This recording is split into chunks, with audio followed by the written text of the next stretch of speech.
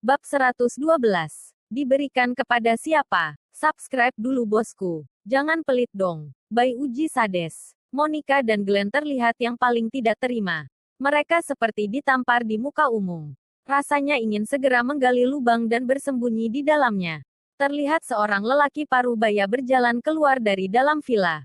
Dia langsung menghampiri Tama dan bertanya dengan penuh hormat untuk mengkonfirmasi. Maaf, apakah Bapak adalah Pak Tama? Tama mengangguk dan menjawab lirih. Iya, kamu siapa? Pria itu pun tersenyum sumringah. Oh, selamat datang Pak Tama. Saya biasa dipanggil Pak Maman. Saya ditugaskan untuk mengurus villa ini agar kebersihannya terjaga. Pak Maman. Monica lagi-lagi tercengang. Pak Maman. Bukankah dia pengurus rumah tangganya Andre?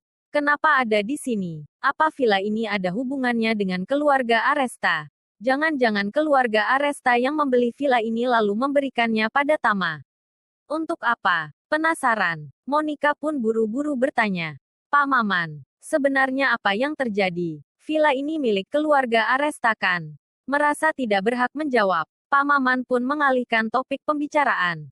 Dia menatap Tama dan kembali bertanya. Pak Tama, dekorasi di bagian dalam belum selesai sepenuhnya, kira-kira kapan Bapak akan pindah ke sini? Saya akan minta tukang-tukangnya untuk bekerja lebih cepat supaya rumah ini segera siap. Tama pun menjawab dengan ringan. Sementara ini belum ada rencana. Pak Maman, tolong jaga villa ini dulu. Saya akan hubungi kamu sebelum saya pindah. Oh, baik, Pak Tama. Pak Maman menjawab dengan sangat sopan. Pak Maman pun memberikan gestur membungkuk dan mempersilahkan Tama untuk masuk ke dalam. Melihat pemandangan ganjil di depan mata mereka, mata Monica terbelalak. Begitu juga dengan Arkan dan dua orang tuanya, Pak Maman.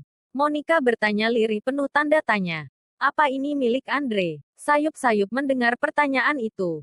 Tama pun tersenyum dan melirik Monica.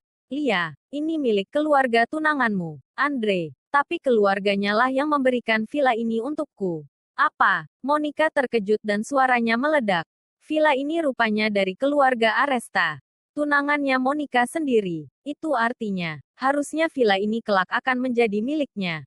Tapi kenapa tiba-tiba bisa diberikan kepada Tama? Ya, ini adalah villaku, pikir Monica dalam hati. Tak hanya Monica, orang tuanya pun menjadi bingung dan ingin marah.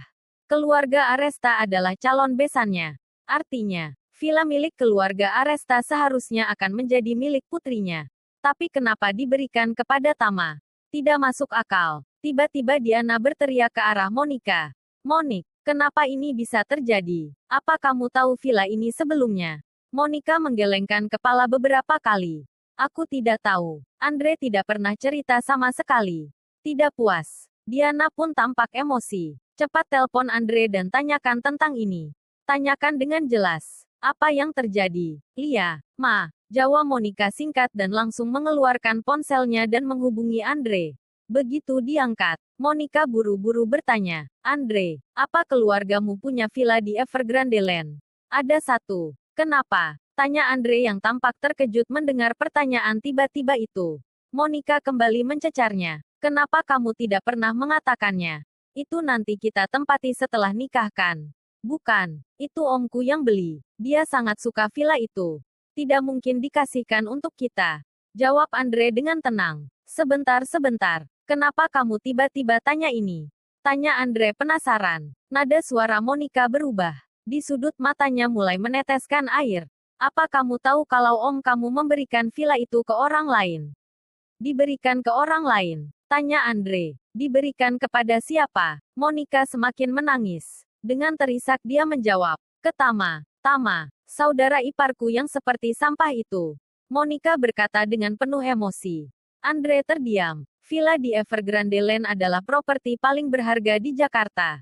Villa itu, sepengetahuannya dimiliki oleh omnya yang paling tua, Aldi Aresta. Aldi sendiri adalah ayah dari Adrian Aresta. Aldi adalah orang paling penting di keluarga Aresta saat ini. Di urutan kedua adalah ayahnya Andre. Tentang villa, jangankan Andre, ayahnya saja yang super kaya. Tidak sanggup untuk mengeluarkan uang sedemikian banyak hanya demi villa ini. Mendengar kabar villa itu diberikan kepada Tama, Andre pun merasa tidak tenang. Tunggu sebentar, tanyakan dulu ke Om Aldi. kata Andre kepada Monica. Ya, aku. Monica menutup teleponnya, menggertakkan gigi dan menatap Tama dengan sangat tajam. Tama, apa yang kamu lakukan kepada Om Aldi? Apa kamu menipunya? Tak tampak ekspresi panik sedikit pun pada wajah Tama. Dia pun menjawab, Om Aldi memberikan villa ini untukku. Itu saja. Omong kosong. Sergah Monica dengan cepat. Kamu tidak punya hubungan apa-apa dengan keluarga Aresta. Tidak mungkin Om Aldi rela memberimu villa semahal ini secara cuma-cuma. Kamu pasti menggunakan cara-cara licik. Ponsel Monica berdering, dan langsung diangkat. Monica, Om Aldi tampaknya lagi sibuk. Dia menolak panggilanku. Sayup-sayup terdengar suara Andre. Dan Tama tersenyum lebar. Dia pun mengeluarkan ponselnya untuk menelepon Aldi. Lalu mengaktifkan loudspeaker supaya orang-orang di sana juga bisa mendengar. Sekali terdengar suara panggilan telepon, tiba-tiba langsung tersambung. Monica terkejut menyaksikan itu. Halo Pak Tama. Terdengar suara renyah dari Aldi yang tampak senang. Anda hari ini jadi lihat villa di Evergrande Lane itu kan? Bagaimana? Apa Anda suka? Tanya Aldi dengan penuh semangat.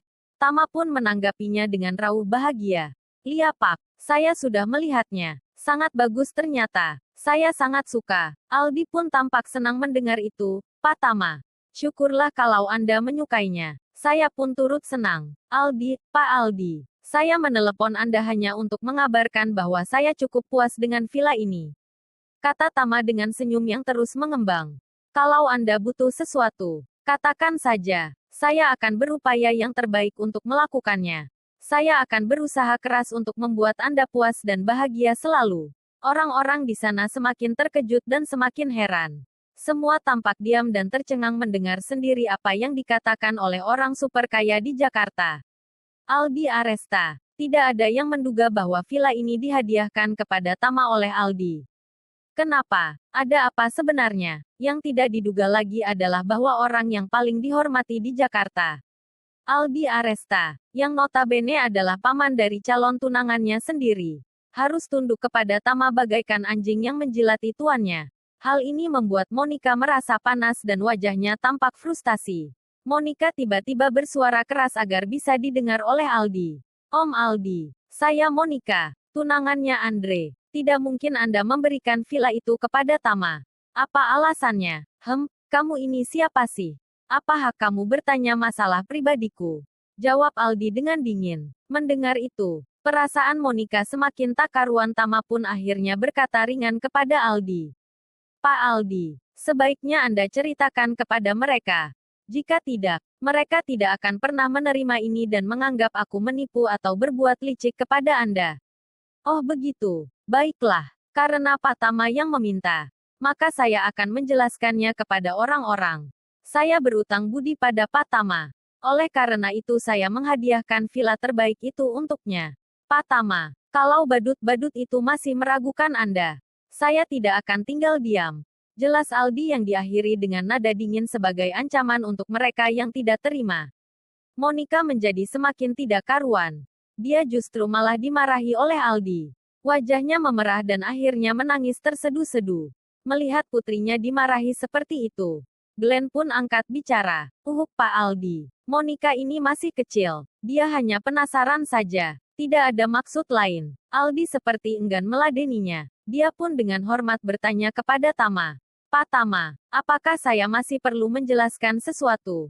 Sudah cukup, Pak Aldi. Jawab Tama ringan. Kalau begitu, saya tidak ingin mengganggu waktu Anda. Kalau ada apa-apa, jangan sungkan menelepon saya, Pak Tama. Kata Aldi dengan sopan. Baik, Pak Aldi. Jawab Tama sambil mengangguk. Bersambung.